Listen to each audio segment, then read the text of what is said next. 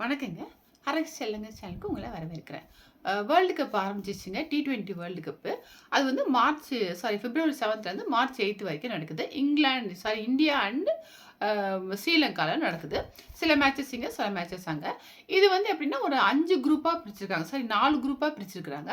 ஒவ்வொரு குரூப்லயும் வந்து 5 டீம் வச்சு மொத்தம் வந்து 20 டீம்ஸ் விளையாடுறாங்க.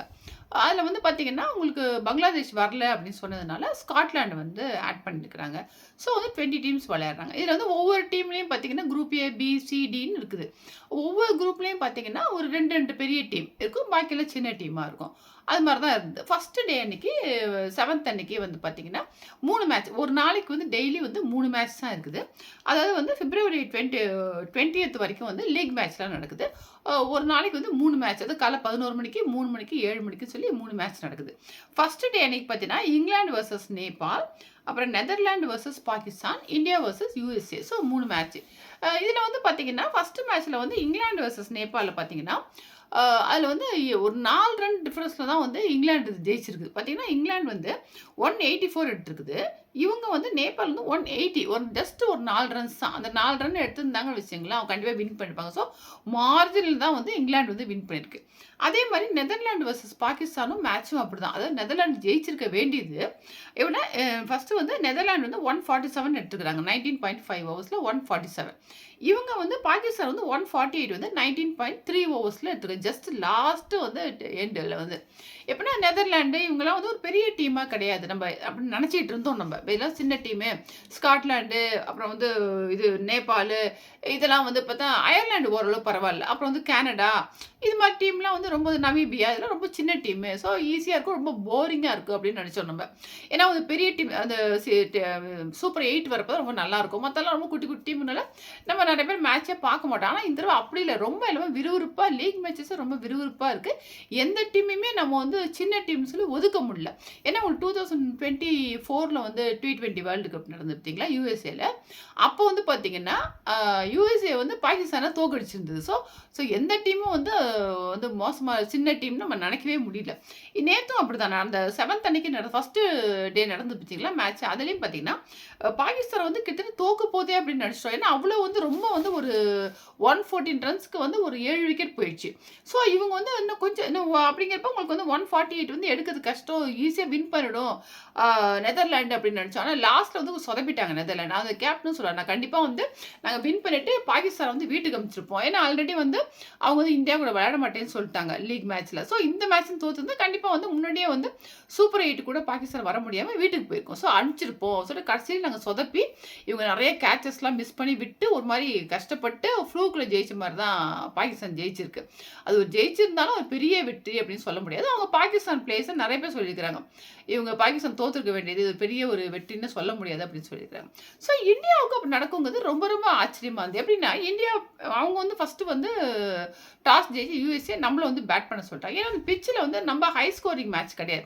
வாங்கடையில் தான் நடந்தது. அது வந்து ரொம்ப ஹை ஸ்கோரிங் மேட்ச் கிடையாதுனால கரெக்டாக ஜட்ஜ் பண்ணி ஃபர்ஸ்ட் நம்மள பேட் பண்ண சொல்லிட்டாரு. இதில் பார்த்தீங்கன்னா பூம்ரா வந்து உடம்பு சரியில்லைன்னு சொல்லிட்டு சிராஜை சேர்த்துருக்குறாங்க. அதே மாதிரி அபிஷேக் சர்மாவுக்கும் வைரல் ஃபீவர்னு சொல்றாங்க. ஆனால் அதோட அவர் விளையாண்டுருக்கிறார். அதான் இதில் வந்து சிராஜே சொல்லியிருந்தாரு கிட்டத்தட்ட 1.5 வருஷமா T20 வேர்ல்டு கப்பில் T20 டீமில் வந்து அவரை சேர்க்கவே இல்லை. ஸோ இதுலேயும் சேர்க்க மாட்டாங்கன்னு சொல்லிட்டு நான் ரொம்ப பரவாயில்லன்னு சொல்லிட்டு இந்த லீவில் வந்து வேற ஏதோ டீமுக்கு போய் விளையாடலாம் அப்படின்னு இருக்கேன் அப்படின்னு சொல்லிட்டு அதோட வந்து அப்படி சொல்லிட்டு வீட்டில் தான் இருந்திருக்கிறாரு. சடனாக ஃபோன் வந்து கிளம்பி வா ஒரு டீமில் வந்து ஜாயின் பண்ணணும். எனக்கு நம்பவே முடியல. நான் ஃப்ளைட்டில் உட்கார கூட எனக்கு நம்ப முடியல. நம்ம நிஜமாவே வேர்ல்டுக்கு விளையாட போகிறோமா சொல்ல எனக்கே நம்ப முடியாமல் போயிடுச்சு அப்படின்னு சொல்லியிருக்கிறாரு. ஸோ அவரை வந்து சேர்த்துருக்குறாங்க. அவர் வந்து விளையாண்டுருக்காரு நேற்று. இது வந்து இந்தியா வந்து ஃபர்ஸ்ட் வந்து யாருன்னா இஷான் கிஷனும் அபிஷேக் சர்மாவும் ஃபர்ஸ்ட் ஓப்பனிங் வந்திருக்கிறாங்க. இதில் வந்து அபிஷேக் சர்மா வந்து 0லே டக் அவுட் ஆகி அவுட் ஆயிட்டார். இஷான் கிஷன் வந்து 20 ரன்ஸ் எடுத்து அவுட் ஆயிட்டார். நல்லா விளையாடுவார் பார்த்துருக்கோம் இஷான் கிஷன் அவுட் ஆயிட்டார். அப்புறம் திலக் வர்மா 25, துபே 0, ரிங்கு சிங் 6, ஹர்திக் பாண்டியா 5 எல்லாமே சிங்கிள் டிஜிட். டபுள் டிஜிட்னா ஒரு 4 பேர் தான். இஷான் கிஷன், திலக் வர்மா, ஸ்கை, அப்புறம் அக்ஷர் பட்டேல் இவங்க மட்டும் தான் டபுள் டிஜிட்ல எடுத்தாங்க. மற்ற சிங்கிள் டிஜிட்ல அவுட் ஆயிட்டாங்க. ஸோ இந்தியாவும் அப்படி விளையாடுது அவ்வளோ பிரமாதமாக விளையாடு நம்ம ஊரில் விளையாடு நடந்தப்பல எவ்வளோ பிரமாதமாக விளையாடுது அதுவாக இப்படி விளையாடுது.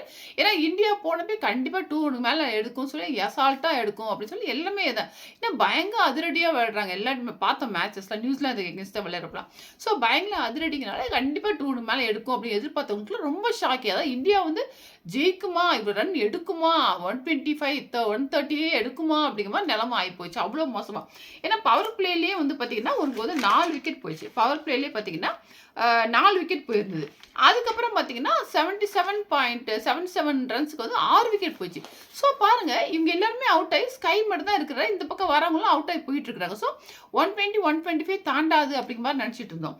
பார்த்தீங்கன்னா இதில் வந்து அதுக்கப்புறம் ஸ்கை ஒருத்தர் மட்டும் இருந்துட்டு அவர் வந்து எவ்வளோ எடுத்திருக்காரு, 84 நாட் அவுட்டுங்க 49 பால்ஸில். ஸோ அவர் இருந்ததுனால தான் இந்தியா வந்து 161 for 9 அவனை எடுத்தது. இல்லைன்னா வந்து கண்டிப்பாக எடுத்துருக்க முடியாது. அது வந்து உண்மையிலே இந்தியா ஜெயிச்சது கூட இன்னும் இந்தியா இப்படியா விளையாடும், எப்படி விளையாண்ட டீம்ஸ் ரொம்ப ஷாக்கிங்காக இருந்தது. ஏன்னா அந்த வேலை யூஎஸோட பவுலிங் வந்து சூப்பராக இருந்தது. அவ்வளோ சூப்பராக பவுல் பண்ணாங்க.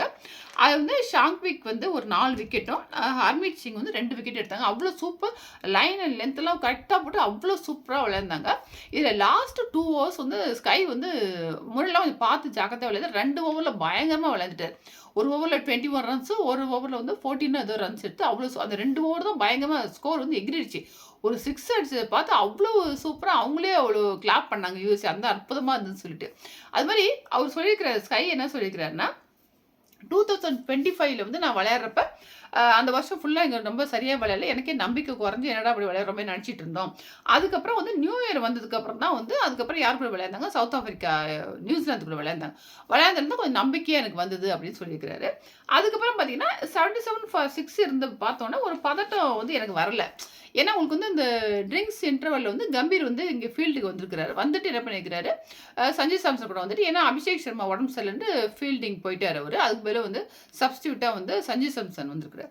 2 பேரும் வந்தப்போ இவர் சொல்லியிருக்கிறாரு, வந்து நீ ரன் இப்போ எடுக்காட்டி கூட கடைசி வரைக்கும் நீ நிற்கணுங்கிறத முடிவு பண்ணிட்டு, கடைசி வரைக்கும் நின்னா நீ எப்போ வேணால் ரன் எடுத்துக்கலாம். ஆனால் நீ வந்து அடிக்கணும் நல்லா அவுட் ஆகிட்டீங்கன்னா வேறு ஆள் கிடையாதால நீ கடைசி வரைக்கும் நிற்கிறதெல்லாம் மைண்டில் வச்சுக்கோ, செட் பண்ணிக்கோ அப்படின்னு அவர் சொல்லியிருக்கிற கம்பீர். அதுதான் நான் ஃபாலோ பண்ணேன் சொல்லிட்டு, எந்த பால் வந்து ஈஸியாக இருக்குது, இன்னும் எத்தனை பால் இருக்குது, எவ்வளோ ரன் எடுக்கலாம் சொல்லி கால்குலேட் பண்ணி விளையாண்டேன். ஆனால் வந்து கடைசியில் பின்னாடி அடிச்சுலாம் ஒரு நம்பிக்கை இருந்தது. அவர் சொன்னதை அப்படியே ஃபாலோ பண்ணி நானும் பார்த்து ஜாக்கிரதையாக விளையாண்டேன். அதான் உண்மையிலேயே வந்து நான் கடைசி வரைக்கும் நின்று தான் அடிக்க முடிஞ்சுது. நான் முன்னாடியே அவுட் ஆயிருந்தேன், இந்த ஸ்கோர் வந்திருக்காது அப்படின்னு சொல்லி நான் அதெல்லாம் பதட்டப்படல. எப்படியும் ரொம்ப கேர்ஃபுல்லாக விளையாடணும் அப்படிங்கிற மாதிரி முடிவு பண்ணேன் அப்படின்னு சொல்லிட்டு, ஒவ்வொரு ஓவருக்கும் வந்து யார் யார் பவுல் பண்ணுறா, எந்த பால் அடிக்கலாம் போகலாம், எவ்வளோ பால் எல்லாம் கால்குலேட் பண்ணி விளையாண்டேன் சொல்லிட்டு, அதனால தான் லாஸ்ட்டில் வந்து அவ்வளோ 21 ரன்ஸு ஒரு 14 ரன்ஸ் எடுத்து அவர் 19-20 ஓவர்ஸில் எடுத்து அவ்வளோ சூப்பராக விளையாண்டுருக்கிறாரு. ஸோ எடுத்து 161 எடுத்துக்கிறோம் நம்ம. ஸோ இது வந்து ஒரு ஸ்கையால் தான் வந்து இவ்வளோ நம்ம வந்து 161 எடுத்தது. இல்லைன்னா கண்டிப்பாக வந்து அவர் போயிருந்தாலும் நம்ம அவ்வளோ எடுத்துக்க முடியாது. அதே மாதிரி அவங்க விளையாடுறப்பையும் வந்து நம்ம சிராஜ் வந்து 3 விக்கெட்டு, அர்ஷதீப் சிங் 2, அக்ஷர் 2, வருண் சக்கரவர்த்தி 1 எடுத்து சூப்பராக பவுல் பண்ணி பாருங்கள், பூம்ரா கூட சிராஜ் சத்தினால 3 விக்கெட் எடுத்துருக்குறாரு. எடுத்து அவங்க வந்து 132 வந்து ஃபார் 8 வந்து அவ்வளோதான் எடுக்க முடிஞ்சது 20 ஓவர்ஸ். ஸோ நம்ம வந்து 29 ரன்ஸ் டிஃபரன்ஸில் ஜெயிச்சிட்டோம். ஜெயித்தாலும் இந்த வெற்றி வந்து நம்மளுக்கு அவ்வளோ பெருசாக ஒரு திருப்தி இல்லாமல் தான் இருக்குது ரசிகர்கள் எல்லாமே. இந்தியா வந்து எப்படி அதிரடியாக விளையாடும், அவர் வந்து அதுவும் நம்ம சொந்த ஊரில் வந்து T20 வந்து ஒரு பெரிய சாம்பியன் அப்படிங்கிறப்ப அவங்கள அவுட் பண்ணுறதுங்கிறது ரொம்ப கஷ்டம். அவ்வளோ நல்லா பயங்கரமாக விளையாடுவாங்கன்னு தெரியும். அப்படி இப்போ யூஎஸ்ஏ ஒரு சின்ன டீம்கிட்ட வந்து இப்படி சொதப்பி ஒரு மாதிரி அவுட் ஆகிற மாதிரி போயிட்டு வின் பண்ணியிருக்கேங்கிறப்ப ரொம்ப ஒரு இதாக இருந்தது. ஆனால் இது வந்து பார்த்தீங்கன்னா உங்களுக்கு வந்து எல்லாமே என்ன சொல்கிறாங்கன்னா, இந்தியாவை வந்து பீட் பண்ணாமல் அவங்க தோக்கடிக்காமல் யாருமே வந்து வேர்ல்டு கப் ஜெயிக்க முடியாது அப்படிங்கிற மாதிரி சொல்கிறாங்க. அவ்வளோ ஸ்ட்ராங்காக அது அவங்க ஹோம் கிரவுண்டில் விளையாடுறப்ப அவ்வளோ ஸ்ட்ராங்காக விளையாடுறாங்க T20. அதாவது ரொம்ப கஷ்டம் அப்படிங்கிற மாதிரி சொல்கிறாங்க. அடுத்தது பார்த்தீங்கன்னா இந்த குட்டி டீமு, இவங்க சின்ன டீமு அப்படிங்கிற மாதிரி எந்த டீமுமே சொல்ல முடியல. எல்லாமே பயங்கரமாக விளையாடுறாங்க இப்போ. ஆனால் நேற்று நடந்த மேட்ச் 7th அன்னைக்கு நடந்த மேட்ச்ல ஆனால் யாருமே 200 தாண்டவே இல்லை. அதில் வந்து இன்னைக்கு நடந்த மேட்ச்சில் தான் வந்து சவுத் ஆஃப்ரிக்கா 214, ஸ்காட்லாந்து 207 எடுத்துருக்குங்க. இதுலேயே பார்த்தீங்கன்னா ஸ்காட்லாந்து வந்து அன்றைக்கி வெஸ்ட் இண்டீஸ் கூட விளையாண்டு பாருங்க. அப்போ கூட ஸ்காட்லாந்து வந்து கிட்டத்தட்ட ஜெயிக்கிற மாதிரி போயிடுச்சு. போயிட்டு எப்படின்னா அவங்களுக்கு வந்து அந்த 182 எடுத்திருந்தாங்க வெஸ்ட் இண்டீஸ், இவங்க 147 எடுத்திருந்தாங்க. ஆனால் பின்னாடி வந்து இவங்க வந்து இந்த இடத்துல வந்து இவங்க ரன் எடுத்துகிட்டே இருக்காங்க, ஜெயிச்சிருவாங்க ஸ்காட்லாந்து அப்படிங்கிற மாதிரி இருந்தது. அதுக்கப்புறம் பார்த்தீங்கன்னா இவர் இந்த ரொமாரியோ ஷெப்பர்டும் ஜேசன் ஹோல்டரும் வந்து பவுல் பண்ணி ரொமாரியோ ஷெப்பர்டு 5 விக்கெட் எடுத்தார். ஸோ ஜேசன் ஹோல்டர் ஒரு 2 விக்கெட் எடுத்து அவங்க விக்கெட் எடுத்ததுனால இவங்க வந்து தோத்துட்டாங்க. ஏன்னா வந்து ஸ்காட்லாண்டும் நல்லா விளையாடுது. அன்றைக்கி வந்து 147 எடுத்து இட்டாலியோட விளையாடுறப்ப 207 எடுக்குதுங்க. ஸோ எல்லா டீமுமே வந்து நம்ம ரொம்ப கேர்ஃபுல்லாக இருக்கணும். இந்த டீம் சின்ன டீமு அப்படின்னு கிடையாது, எல்லாருமே நல்லா விளையாடுறாங்க. ஸோ கிரிக்கெட்டை புரிஞ்சுக்கிட்டு ரொம்ப விளையாட ஆரம்பிச்சிட்டாங்க. ஸோ நம்ம வந்து ஒவ்வொரு மேட்சும் நம்மளுக்கு ரொம்ப இம்பார்ட்டன்ட்டு. அதில வந்து நம்ம வந்து சின்ன டீம் நெனச்சு ஒரு அசால்ட்டா இருக்கக்கூடாது. ஸோ நெக்ஸ்ட்டு வந்து பார்த்தீங்கன்னா, இப்ப அபிஷேக் சர்மா வரலைன்னா சஞ்சு சாம்சன் சேர்ப்பாங்களா? அப்படிங்கிற மாரி சொல்றாங்க. அது எப்படின்னு தெரியல. அவருக்கு வந்து வைரல் ஃபீவர்ன்னு சொல்லிட்டு, அடுத்தது வந்து நம்ம 12த் அன்னைக்கு நமீபியா கூட விளையாடுறோம். ஸோ அப்போ வந்து அவர் விளையாடுறாரு இல்லைன்னா சஞ்சு சாம்சன் சேர்ப்பாங்க அப்படின்னாங்க. இதாங்க ஓவரால் சம்மரி. ஸோ நம்ம வந்து அப்படி வந்து சின்ன டீம்னா அவ்வளோ பயங்கரமா விளையாட ஆரம்பிச்சுட்டாங்க. ஸோ அதனால வர வர மேட்ச் எல்லாமே லீக் மேட்சஸே வந்து ரொம்ப இன்ட்ரெஸ்ட்டா இருக்கும். ஆனா இந்தியாவும் பின்னாடி வந்து போக போக ஆரம்பம் அப்படி இருந்துச்சு. இனிமே வந்து சூப்பரா விளையாடுவோம். நல்லா அதிரடியா விளையாடுவோங்கிறத நம்ம நம்புவோம். ஏன்னா அப்படிலாம் விளையாண்டா தான் அடுத்தாப்புல நம்ம வந்து சூப்பர் 8 ஜெயிக்கணும். அப்புறம் செமி ஃபைனல்ஸ் போணும். அப்புறம் ஃபைனல்ஸ் போணும். கப்பு வின் பண்ணணும். இதெல்லாம் வந்து நம்ம பழையபடி அதிரடியா விளையாண்டா தான் முடியும். ஸோ நெக்ஸ்ட் மேட்ச் எப்படி விளையாடுறாங்கன்னு பார்ப்போம். அவ்வளோதாங்க. இத்தோட இந்த வீடியோ முடிச்சுக்கிறேன். உங்களுக்கு பிடிச்சிருந்தா லைக் பண்ணுங்க, ஷேர் பண்ணுங்க, சப்ஸ்கிரைப் பண்ணிக்கோங்க. எப்படி இருந்து கமெண்ட்ஸை சொல்லுங்க. Thank you.